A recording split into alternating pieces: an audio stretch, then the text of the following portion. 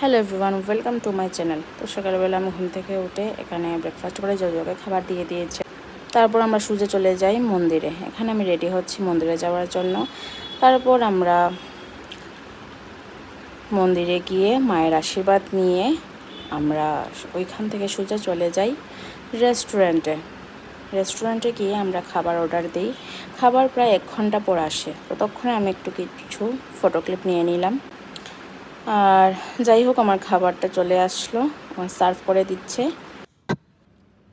তারপর আমরা কিছু ফটো ক্লিপ নিয়ে সোজা চলে আসি বাড়িতে এসে আমি এই দেখো জজু কী করছে। আমি দোকানে গেছিলাম, এসে রেস্ট করে রেস্টুরেন্ট থেকে আবার ঘরে এসে দেখি জজো পাগল হয়ে আছে। সারাদিনও পায়নি, তো ওই জন্য মানে কি পাগল হয়ে গেছে। তারপর ওর সাথে একটু খেলে ও বসে পড়ল। তারপর আমি রাতের জন্য ডিম অমলেট, শুটকি মাছ আর ডিম কষা ছিল, আর এইদিকে পাঁপড় ভেজে নিচ্ছিলাম। So that's it for today.